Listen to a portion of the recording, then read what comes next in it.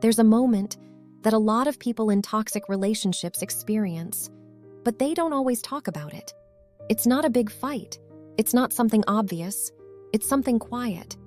You say something simple like, "I didn't like how you spoke to me." And instead of being heard, everything turns.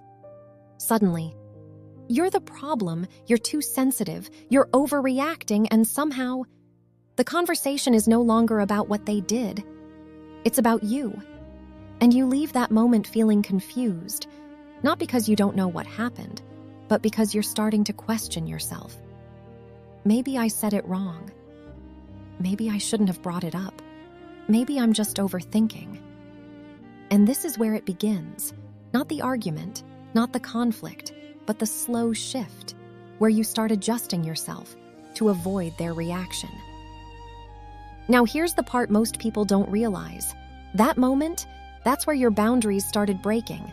Not because you didn't have them, but because you were taught they don't work. So you try again. You communicate better. You choose your words carefully. You stay calm, but somehow nothing changes. And eventually, you stop trying. So let me ask you something. Have you ever felt like, no matter how clearly you explain yourself, they still don't respect your boundaries? Have you ever felt like, the more you try to stand your ground, the more they push against you? If that's you, then this video is going to change the way you understand boundaries completely. Because the truth is, you were never taught how to set boundaries with someone who benefits from ignoring them. And until you understand that, you will keep trying methods that were never designed for this kind of dynamic. If this already feels familiar to you, take a second and subscribe to Thrive in Clarity. Because on this channel, we don't just talk about toxic patterns, we break them down in a way that helps you actually take your power back.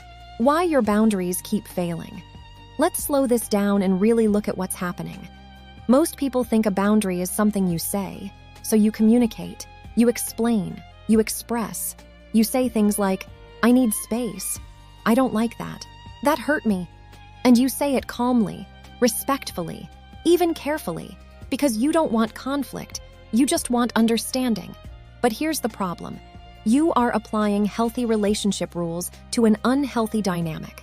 And those rules don't work here, because a narcissistic personality does not respond to boundaries like a healthy person. They don't hear, "This is my limit." They hear, "This is something I can push." So what do? They test it. Immediately, they question it, challenge it, twist it, ignore it. And then something very subtle happens. You start explaining yourself more. You try to justify your boundary. You try to make them understand. And in that moment, the boundary loses its power. Because the moment you start negotiating your limit, it stops being a boundary and becomes a request. The truth about boundaries. Reprogramming. Let's reset everything you think you know. A boundary is not a conversation, a negotiation, a request for respect. A boundary is a decision about what you will and will not tolerate. And more importantly, it is a decision about what you will do when that line is crossed. This is where most people struggle, because it requires something uncomfortable. Action. Not emotional explanation, not repeated warnings, but action. Let me give you a simple example. Old pattern. Please don't speak to me like that. New boundary. If you speak to me like that, I will leave the conversation. Do you see the difference? One depends on them changing. The other depends on you acting. And that shift changes everything. Why you keep breaking your own boundaries. Let's be honest for a moment. You probably already know what your boundaries are. The problem is not awareness. The problem is follow-through. Because when the moment comes, it's not logical anymore. It's emotional. You feel attached, hopeful, afraid of conflict, afraid of losing them. So instead of acting on your boundary, you pause. You hesitate. You give one more chance. You explain again. And in that moment, you teach them something. Not about your words, but about your behavior. You teach them they don't really mean it. They won't follow through. I can keep pushing. And once that pattern is established, it repeats over and over again. The emotional trap, why it feels impossible. This is not just about behavior. It's about emotional conditioning. because the same person who crosses your boundaries also gives you moments of affection, attention, connection, and your mind holds on to those moments. So when you try to set a boundary, you don't just fear conflict, you fear losing the good version of them. And that's what keeps you stuck. Not weakness, not lack of clarity, but emotional attachment to inconsistency. If you've ever felt stuck in this cycle, I want you to pause for a moment and just acknowledge this. You're not alone in this experience. If this resonates with you, leave a comment that says, "I choose clarity," because sometimes saying it out loud is the first step to changing it. What actually works? Deep breakdown. The only method that works is this: clear boundary plus immediate action plus consistency. Let's slow it down. 1. You state the boundary clearly. 2. You don't over-explain. 3. You act immediately when it's crossed. 4. You repeat that behavior every time. No emotional debate, no convincing, no waiting, just action. And over time, something shifts. Not necessarily in them, but in the dynamic. Their reaction, what to expect. When you start doing this, they will react strongly.